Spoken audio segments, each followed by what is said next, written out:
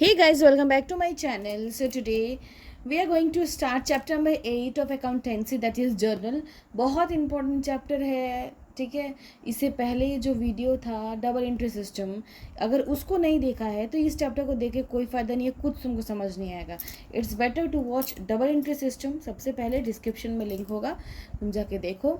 बहुत इंपॉर्टेंट है क्योंकि डबल एंट्री सिस्टम में बेटा जो फॉर्मूला है, जो रूल है, वही रूल इसमें फॉलो होके फिर आगे कंटिन्यू होता है, ठीक है। सो जर्नल के बारे में ऑलरेडी आपको मैंने एकदम जब स्टार्टिंग में इंट्रोडक्शन टू अकाउंटिंग पढ़ाया था, ठीक है, तो उसमें मैंने बताया था कि जर्नल जो है एक ऐसा बुक ऑफ ओरिजिनल एंट्री है जहाँ पे जब भी बिजनेस में ट्रांजैक्शन होगा तो सबसे पहले, ठीक है, रिकॉर्ड किस में होगा? जर्नल में होगा, ठीक है। सामान खरीदा, सामान बेचा, रेंट रिसीव हुआ, रेंट पेड हुआ, सैलरी रिसीव्ड हुआ, सैलरी पेड हुआ, सामान रिटर्न आ गया, ठीक है, या हमने सामान रिटर्न कर दिया, वो सारी चीज़ें जर्नल में रिकॉर्ड होती है। So journal is a book of original entry in which the transactions are recorded first of all as and when they take place। जैसे ही ट्रांजेक्शन टेक प्लेस हुआ, जैसे भी ट्रांजेक्शन हुआ, जर्नल में एंट्री दिखा देते हैं। एक सिस्टमेटिक वे में जर्नल में दिखाया जाता है जब जब जो जो रिकॉर्डिंग्स होता है, जब जब जो जो ट्रांजेक्शन्स होता है, ठीक है। ये तुमको समझ में आ गया। देखो आपके बुक में जर्नल का फीचर, जर्नल का मेरिट वगैरह वगैरह सब दिया हुआ है। एग्जाम में पूछता भी नहीं है, सिंपली इस चैप्टर से आपको क्वेश्चन देगा, प्रैक्टिकल क्वेश्चन, उसको अब तुमको सॉल्व करना है। इट इज़ वेरी सिंपल, ठीक है। एक्स्ट्रा पढ़ के कोई फ़ायदा नहीं, कहीं भी पूछता भी नहीं है, ठीक है। तो लेट्स सी बेटा फॉर्मेट ऑफ जर्नल। देखो फॉर्मेट ऑफ जर्नल ऐसा होगा, ठीक है, ऐसा फॉर्मेट है, एकदम सिंपल एक ऐसा फॉर्मेट है, ठीक है। याद रखना सबसे पहले डेट होगा। अब तुम सोचोगे कि मैम डेट कहाँ होगा, ठीक है। जब भी तुम्हें क्वेश्चन आएगा तो उसमें हमेशा डेट गिवन रहेगा, ठीक है। तो डेट यहाँ आपको जो डेट वहाँ पे लिखा हुआ वो डेट आपको यहाँ लिखना है। पर्टिकुलर का मतलब होता है आपको यहाँ एंट्री लिखना है। क्या लिखना है? एंट्री लिखना है। एंट्री के बाद एक नरेशन लिखना होता है, वो मैं तुमको अभी बताऊंगी। एलएफ का मतलब होता है जब जर्नल खत्म हो जाता है तो सेम ये जर्नल को उठा के लेजर में लेके जाया जाता है, ठीक है। किस में लेके जाया जाता है? लेजर, ठीक है। तो एलएफ का मतलब होता है बेटा लेज़र फोलियो। एग्ज़ाम में जो है लेज़र फोलियो के जगह पे खाली ही रहता है। अगर एग्ज़ाम में आपको लेज़र फोलियो के जगह पे कुछ नंबर्स लिखे हुए रहेंगे तो नंबर लिख देना, नहीं है तो आपको कुछ नहीं करना, बस खाली छोड़ देना। लेज़र फोलियो का मतलब होता है जब जर्नल ख़त्म होगा तो नेक्स्ट बुक में जाएगा ना, तो नेक्स्ट बुक में जो जाता है वो होता है लेजर, ठीक है। तो जर्नल का एक नंबर होता है, वही लेजर में पेज नंबर जाके बनता है, ठीक है। उसको बोलते हैं लेजर फोलियो। बड़ा सिंपल है, कुछ नहीं करना, खाली ही रहता है, ठीक है। सो एलएफ का मतलब होता है लेजर फोलियो, ठीक है। उसके बाद जब यहाँ पे आप एंट्री करोगे तो ऊपर साइड में जो अमाउंट लिखोगे उसको बोलते हैं डेबिट, और नीचे साइड जो अमाउंट लिखोगे उसको बोलते हैं क्रेडिट, ठीक है। आपको ये पता है डबल एंट्री सिस्टम में आपने पढ़ा है कि एक एंट्री को दो जगह हम लोग क्या करते हैं? शो करते हैं। एक बढ़ता है घटता है, या फिर एक बढ़ता है दूसरा भी बढ़ता है, ऐसे करके इसका रूल होता है, ठीक है। जिन्होंने पहले 7 नंबर नहीं देखा है जाके देख के आओ, तुमको समझ नहीं आएगा, बहुत इंपॉर्टेंट है। सिर्फ मैंने वही पढ़ाया है जो एग्जाम में आएगा, एकदम simple short and practical way में पढ़ाया है, ठीक है। तो चलो हम लोग एक एग्जाम्पल देख लेते हैं कि कैसे डेट लिखते हैं, कैसे नरेशन लिखते हैं वगैरह वगैरह, ठीक है। तो मान लो कि यहाँ पे एक क्वेश्चन है परचेज गुड्स फॉर कैश। ये मान लो लिया गया, ये डेट मान लो उसमें दिया हुआ है 3/2/2026। तो in that case what you have to do, you have to write date here, just a second, you have to write date here, whatever the date has given you have to write it, okay। लिख दिया। अब particular में तुमको पहले question पढ़ना होगा क्या दिया हुआ है। सो क्वेश्चन बेटा यहाँ पे दिया हुआ है परचेज गुड्स फॉर कैश। अब बताओ, ये ऑलरेडी मैंने डबल एंट्री सिस्टम में रूल के हिसाब से बताया है कि कोई भी चीज़ परचेज होगा तो कौन से अकाउंट में जाएगा? सोचो, परचेज, सेल, ये सब कौन से अकाउंट में जाता है? नॉमिनल अकाउंट में जाता है। नॉमिनल अकाउंट का क्या फॉर्मूला होता है? Debit all expenses and losses. तो जब हम परचेज करते कोई सामान तो हमारे लिए तो खर्चा है, हम तो बिजनेस वाले हैं, हमारे लिए तो खर्चा है, हम परचेज कर रहे हैं सामान, ठीक है। तो इन दैट केस क्या होगा? खर्चा है तो debit all expenses and losses, तो यहाँ पे हो जाएगा परचेज अकाउंट डेबिट, ठीक है। अब यहाँ पे थोड़ा जगह छोड़ना, यहाँ 2। अब क्या, किससे खरीद रहे हैं? कैश से खरीद रहे हैं। अब कैश कौन से अकाउंट के अंदर आता है? रियल अकाउंट के अंदर आता है। तो रियल अकाउंट में क्या फॉर्मूला होता है? Debit what comes in, credit what goes out. क्या निकल जा रहा है? पैसा निकल जा रहा है टू कैश अकाउंट, ठीक है। अमाउंट भरो, अमाउंट कितना है? 5,000। डेबिट में यहाँ 5,000 लिखोगे, क्रेडिट में यहाँ 5,000 लिखोगे। अब एक आता है नरेशन, बहुत इंपॉर्टेंट, ये नहीं लिखोगे तुम्हारा मार्क्स कट जाएगा, बड़ा सिंपल है। यहाँ क्या करना है तुमको, ठीक है, स्कूल में तो बीइंग करके लिखाते हैं, ठीक है, तो आप लिखो being goods purchase for cash. Simple यही है, आपको थोड़ा घुमा के लिखना है, गुड्स परचेज फॉर कैश। हो गया कि आपको सब ट्रांजेक्शन के नीचे लिखना पड़ेगा। बीइंग सेल हो गया, बीइंग परचेज हो गया, बीइंग रेंट पेड हो गया, बीइंग सैलरी पेड हो गया, बीइंग कमीशन रिसीव्ड हो गया, ये वगैरह वगैरह सब कुछ। ठीक है, समझ आया? ऐसे ही आपको क्या बनाना है, अपना जर्नल बनाना है। कोई डाउट है? आगे बढ़े, चलो तो रूल ऑफ जर्नल एंट्री, ठीक है, ये जो रूल ऑफ जर्नल एंट्री जो है, ठीक है, सेम वही है जो मैंने पिछले चैप्टर में पढ़ाया था डबल एंट्री सिस्टम में। ठीक है, मैंने उसी चैप्टर पढ़ाते पढ़ाते बोला था कि जब तुम जर्नल एंट्री बनाओगे तुमको ये काम आएगा, और यहीं से काम आता है। देखो पिछला चैप्टर में ऑलरेडी मैंने बताया था there are 3 type of account, personal account, real account, nominal account. ठीक है, आपके मेरे यूट्यूब चैनल में आपके लिए ये तीनों अलग अलग से वीडियो बनाया हुआ है। ज़्यादा टाइम का वीडियो नहीं है, 10 मिनट या हार्डली 10 से 12 मिनट का वीडियो है ईच। ठीक है, नॉमिनल अकाउंट शायद 9 मिनट का है। ठीक है, तो वो बहुत इम्पॉर्टेंट है, तो उसको जाके देखो। सिंपल है बेटा, personal account, real account, nominal account, इसका अलग अलग कुछ कुछ रूल्स होता है जो कि जिससे कि आपको जर्नल एंट्री बनेगा। सो पर्सनल अकाउंट का फॉर्मूला है debit the receiver, credit the giver. Personal account में क्या क्या आता है वो मैंने ऑलरेडी उस वीडियो में बनाया था, बहुत प्रिसाइज में बनाया, जाके देखो। रियल अकाउंट, ठीक है, debit word comes in, credit word goes out. जिन्हें मेरा प्रीवियस वीडियो देखा होगा, ठीक है, उसको ये सब पहले से पता होगा, और वो भी हंस रहे होंगे, अरे भाई हमको तो पता है। ठीक है, चलो तीसरा है nominal account, debit all expenses losses, credit and income and gains. ठीक है, ये चीज़ आपको ध्यान रखना है। एक सिंपल सा चीज़ है बेटा, ठीक है, गुड्स, गुड्स का मतलब क्या होता है, things which are purchase for resale. Organization में, बिजनेस में गुड्स का मतलब होता है जो ऐसा सामान जिसको हम रीसेल करने के लिए परचेज करते हैं। ठीक है, example, if shoe making company purchases shoe material, समझ में आ रहा है? अगर कोई शू मेकिंग कंपनी है, जूता कोई कंपनी बनाती है, और वो जूते बनाने का सामान खरीदती है, तो वो परचेज के अंदर आएगा। क्यों परचेज के अंदर आएगा? क्योंकि वो कंपनी वही काम करती है। Example, purchase goods for cash 5,000, तो entry will be purchase account debit to cash account. Okay, लेकिन but here that if the same company, मतलब if the shoe making company purchases chair, sofa और other furniture, अगर मान लो वही same company chair खरीद रही है, सोफा खरीद रही है, अदर फर्नीचर खरीद रही है फॉर सीटिंग ऑफ कस्टमर, ताकि कस्टमर आए और बैठ सके, तो बेटा वो परचेज के अंदर नहीं आएगा। परचेज के अंदर वही आएगा जो कि हम रीसेल करने के लिए दूसरे कस्टमर को बेचने के लिए लेते हैं। ठीक है, तो वो फर्नीचर के अंदर आएगा। ये चीज़ तुमको ध्यान रखना होगा। ऐसे भी ये सब क्वेश्चन बनाते बनाते आपको लर्न हो जाएगा। ठीक है, आगे देखते हैं। नेक्स्ट बेटा, कुछ इंपॉर्टेंट पॉइंट जिसमें बच्चे फंसते हैं। कभी कभी बच्चे को समझ नहीं आता कि नाम लिखें या फिर कैश लिखें, क्या करें। ठीक है, चलो कुछ पॉइंट देख लेते हैं। If the transaction related to purchase और sale of goods, name of purchaser और सेलर इज़ नॉट गिवन। कभी कभी क्या होता है क्वेश्चन में कि जब परचेज या सेल होता है कोई सामान का, कोई गुड्स का, तो उस केस में सेलर या परचेजर का नाम क्वेश्चन में दिया हुआ नहीं रहता है, तो उस केस में तुमको मानना है कि कैश में सेल हुआ है। ठीक है, क्या आपको मानना है? कैश में सेल हुआ है। It is very simple, very important.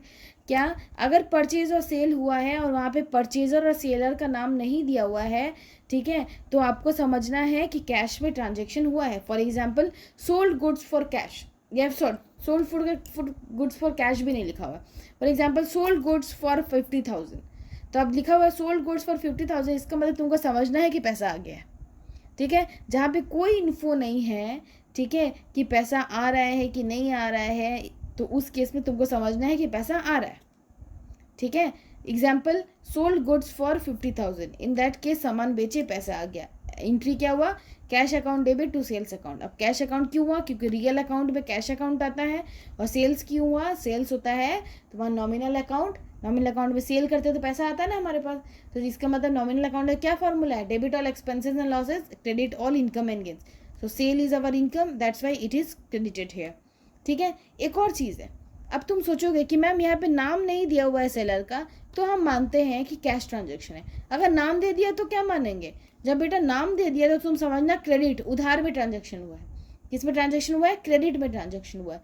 So if name of purchaser और seller is given but not stated that it was cash और क्रेडिट. मान लो नेम ऑफ सेलर दिया हुआ है या परचेजर दिया हुआ है, पर उसके बगल में ये नहीं दिया हुआ है कि कैश में बेचा है कि क्रेडिट में बेचा है, तो उस केस में तुमको सिंपल मानना है कि क्रेडिट में बेचा है.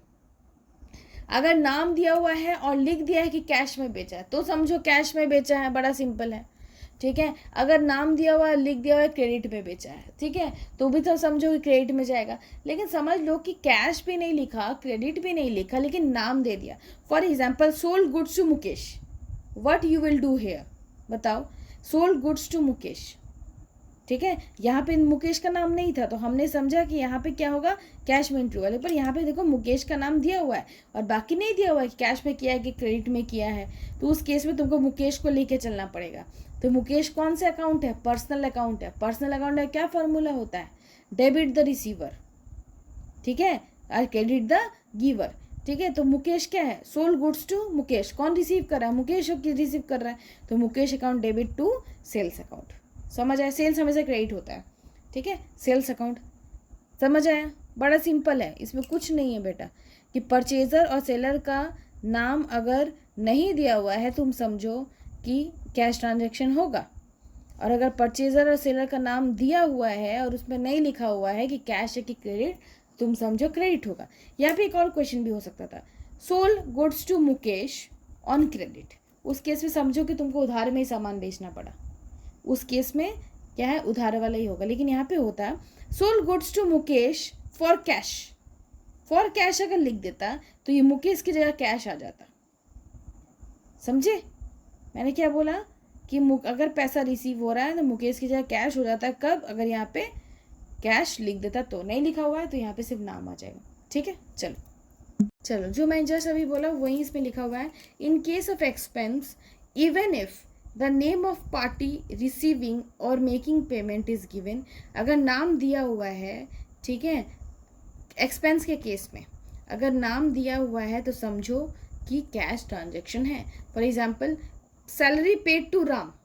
अब सैलरी पेड टू राम लिखा हुआ, ऑब्वियसली सैलरी पे कर रहे हैं, इसका मतलब क्या? पैसा जा रहा है, भले ही यहाँ नाम लिखा हुआ है. ठीक है. इसका मतलब क्या है? क्या होगा entry? Salary account debit to cash account. Ram account नहीं होगा. राम अकाउंट तभी होता जब क्रेडिट होता. ठीक है. समझ आया? अब बेटा चलो हम लोग कुछ क्वेश्चंस देखते हैं जो कि जर्नल एंट्री का एकदम बेसिक है, बहुत इंपॉर्टेंट है. क्वेश्चन आपको अभी दिख रहा होगा. तो क्वेश्चन अभी आपको बेटा दिख रहा होगा. तो सबसे पहला बेटा देखना होगा तुमको कि क्वेश्चन में क्या लिखा हुआ है. क्वेश्चन में लिखा हुआ है that enter the following transactions in the journal of Siyaram and sons. मैंने आपको फॉर्मेट बताया. Journal of Siyaram and sons ऊपर लिखोगे. Date particular LF amount debit amount credit. यह आपका फॉर्मेट है. तुम फॉर्मेट बनाओगे ना तो भी अकाउंट्स की कितनी खूबसूरती है कि आपको उसमें भी मार्क्स मिलेगी. ठीक है. तो सबसे पहले आपको डेट दिख रहा होगा जनवरी 1. लिख दो जनवरी 1. लिख दिया.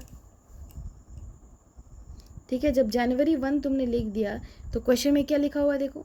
Siyaram and sons started business with cash. क्या लिखा हुआ है? Siyaram and sons started business with cash. तो जब भी बिजनेस कैश से स्टार्ट होता है तो मालिक पैसा लगाता है. ठीक है. तो कैश हमारे ऑर्गेनाइजेशन में आता है. कैश कौन से अकाउंट के अंदर आता है बेटा? रियल अकाउंट के अंदर. तो कैश क्या हो जाएगा? डेबिट हो जाएगा. रियल अकाउंट का फॉर्मूला क्या होता है बताओ? Debit what comes in. तो कैश आ रहा है, कैश को डेबिट कर दिए. ठीक है. और जब भी देखो एक चीज़ ध्यान रखना कि एंट्री का शुरुआत ऐसे ही होगा. ठीक है. कि बिजनेस में कोई पैसा लगाता है. बड़ा सिंपल एंट्री है. Cash account debit to capital account. Why to capital account here? क्योंकि पैसा तो ऑर्गेनाइजेशन में कोई लगाएगा, तो जो पैसा लगाता है वो होता है ओनर. ठीक है. तो ओनर जब पैसा लगाएगा तो ये ओनर के लिए तो अच्छा है, लेकिन ऑर्गेनाइजेशन के लिए तो खराब है. क्यों खराब है? क्योंकि ओनर को पैसा रिटर्न करना पड़ेगा. तो इसीलिए यहाँ पे कैपिटल अकाउंट क्रेडिट होता है. समझ में आया? ठीक है. तो आंसर क्या होगा? 50,000. यहाँ पे तुम लिखोगे बिजनेस स्टार्टेड विथ कैश। अब बिजनेस गुड्स के साथ भी स्टार्ट हो सकता था, तो उस केस में ऊपर में गुड्स जाता। ठीक है, क्या हो सकता, कैश भी है गुड्स भी, आगे देखोगे दोनों जाएगा। ठीक है, दूसरा क्वेश्चन जनवरी 2। दूसरा क्वेश्चन है परचेज गुड्स फॉर कैश। अब बताओ परचेज गुड्स फॉर कैश क्या होगा? परचेज कहाँ आता है, कौन से अकाउंट में आता है? नॉमिनल अकाउंट में आता है। तो नॉमिनल अकाउंट का क्या फॉर्मूला होता है? Debit all expenses losses. Purchase कर रहे थे, एक तरह का ऑर्गेनाइजेशन के लिए क्या है, खर्चा है, तो परचेज अकाउंट डेबिट। किस में खरीदे हैं? कैश में खरीदे हैं, ऑब्वियस लिखा हुआ है उसमें। कितने का? 20,000 का।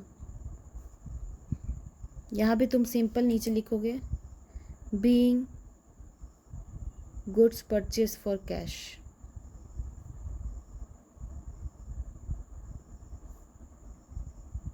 ये तुम लिख लेना, मैंने तुमको सिखा दिया। ओके, चलो अब जैन 4 में चलो।